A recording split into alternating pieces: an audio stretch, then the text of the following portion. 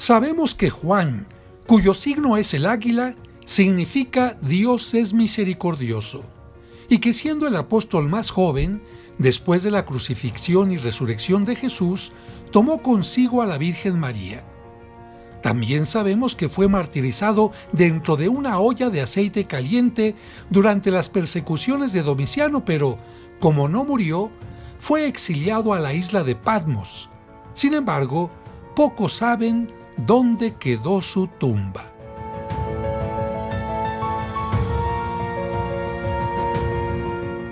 Estas murallas, construidas con restos del estadio de Éfeso, son parte del conjunto de ruinas en las que, lamentablemente, se incluye la basílica dedicada al apóstol San Juan.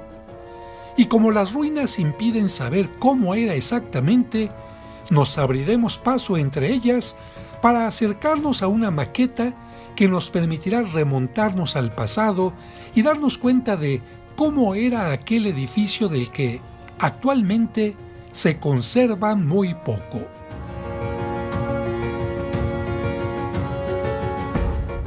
Esta construcción del año 548 se erigió por mandato del emperador Justiniano y su esposa Teodosia en el mismo lugar en que, ya desde el siglo II, había una pequeña iglesia con techo de madera donde los fieles veneraban la tumba del apóstol San Juan, y que, lamentablemente, se derrumbó por terremotos.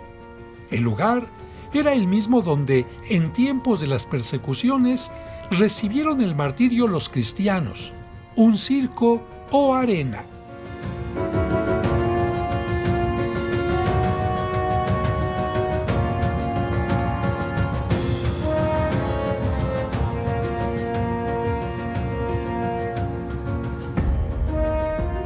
La basílica, de tipo bizantino, tenía al frente un amplio atrio rodeado por pórticos, planta de cruz latina con una amplia nave central y dos laterales, y 6 cúpulas, además de las 5 pequeñas sobre el pórtico de entrada o vestíbulo y las 2 del lado izquierdo en el área del bautisterio y otros servicios.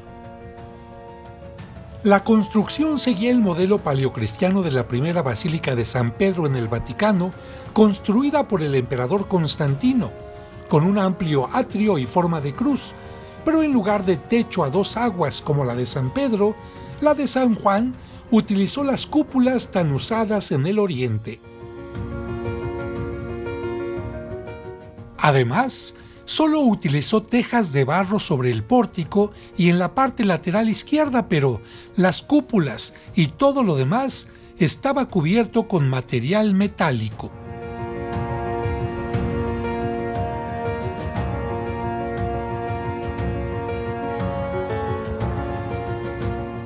Siete ventanas y 3 puertas permitían el paso de la luz al vestíbulo.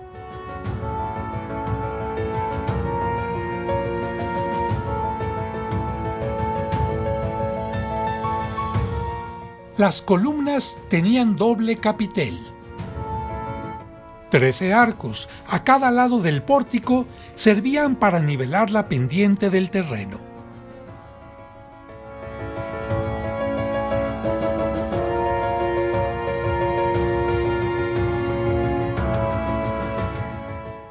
Cada lado del pórtico contaba con 18 columnas.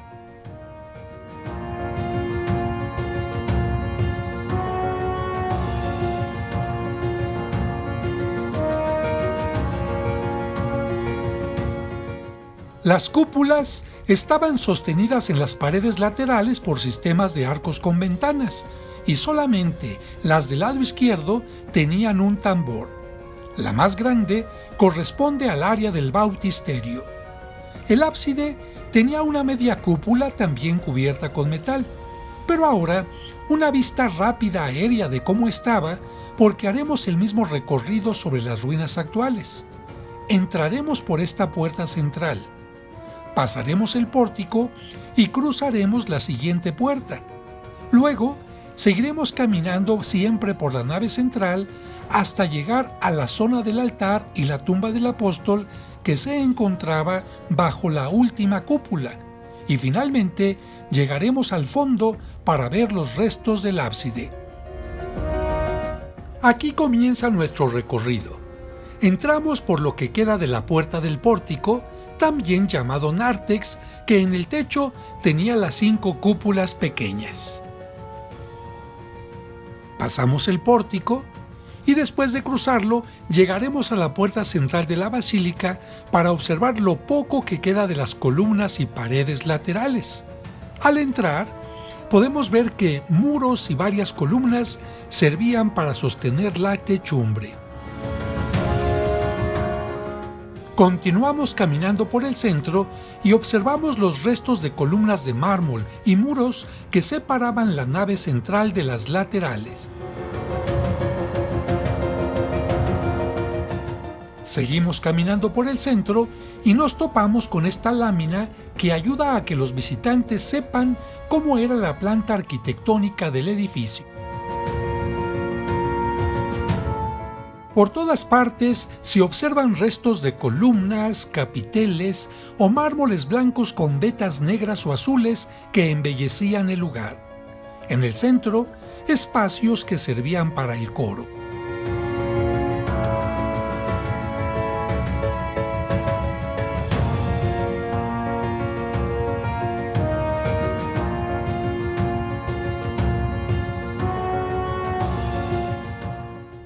Y así, llegamos a la zona del antiguo presbiterio o altar, que estaba marcado por 2 escalones y 4 columnas de cada lado.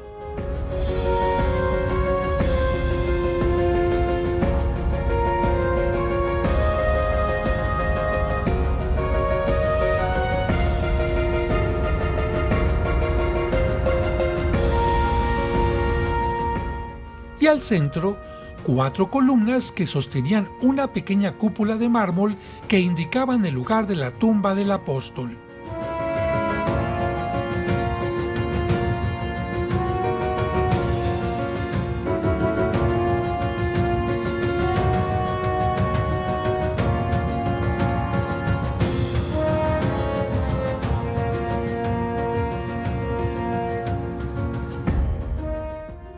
Detrás de la tumba, la zona del ábside en forma semicircular que servía para que los sacerdotes y ministros ocuparan sus asientos.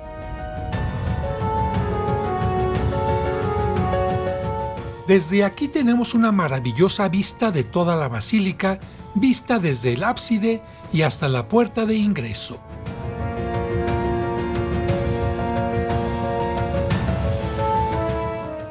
Ahora veamos algunos detalles de las columnas estriadas y de los mosaicos del pavimento de la tumba del apóstol que estuvo junto a la cruz y que, por voluntad de Cristo, recibió a María como su madre, por lo que, con motivo de los disturbios en Jerusalén, la llevó consigo hasta Éfeso.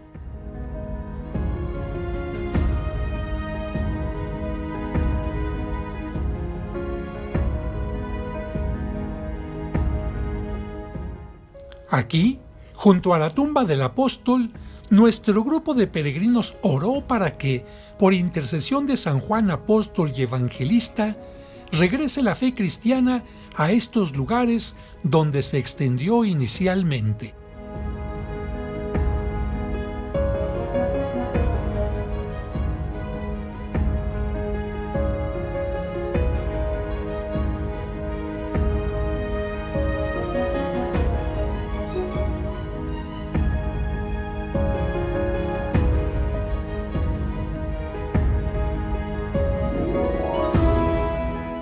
Sobre los restos, esta placa recuerda la visita del Papa Paulo VI al lugar el 26 de julio de 1967, y estos otros elementos indican dónde estaban las puertas laterales de la basílica.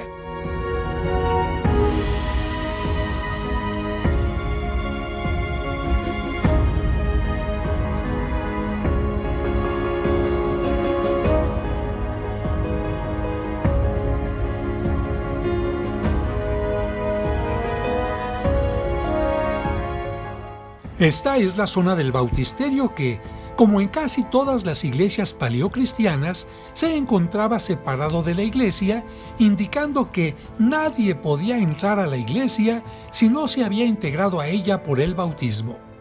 Aún se conserva en el centro la pila excavada en forma de cruz que servía para que quienes deseaban recibir el bautismo pudieran entrar por un extremo de la cruz y después de sumergirse en el agua pudieran salir ya bautizados por el otro extremo. Los sacerdotes que administraban el sacramento, para no mojarse, se colocaban en los extremos más pequeños que no tenían agua, mientras que los bautizandos bajaban y subían por los escalones, justo como lo voy a hacer ahora.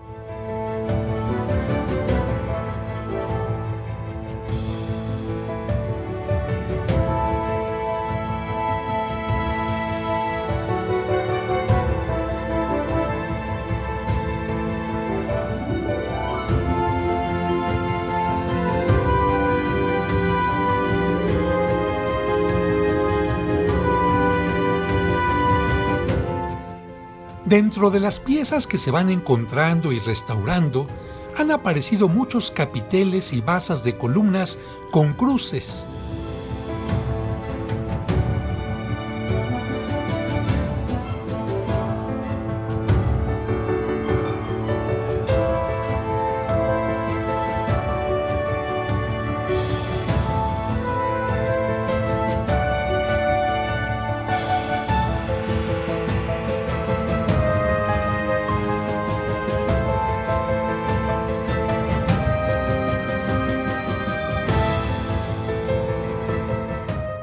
Los fragmentos de piedra, por sus diversos materiales y formas, parecen un enorme rompecabezas, pero gracias a la visita de los peregrinos cristianos y el interés de las autoridades turcas, se continúan las excavaciones y la restauración que van recuperando mosaicos como estos.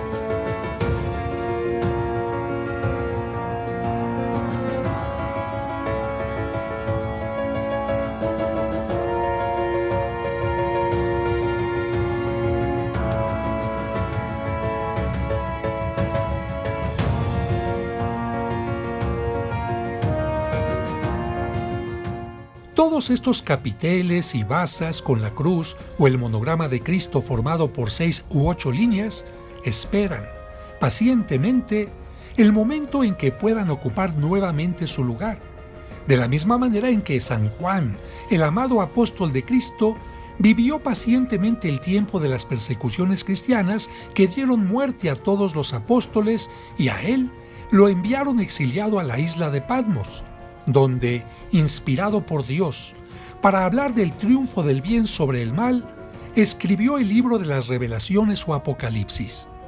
De esa manera, antes de su muerte, acaecida cuando quizás sobrepasaba los 90 años, no solo nos dejaría el testimonio de su amor a Cristo y a la Virgen María, sino también el gran legado del cuarto Evangelio y las 3 cartas que llevan su nombre.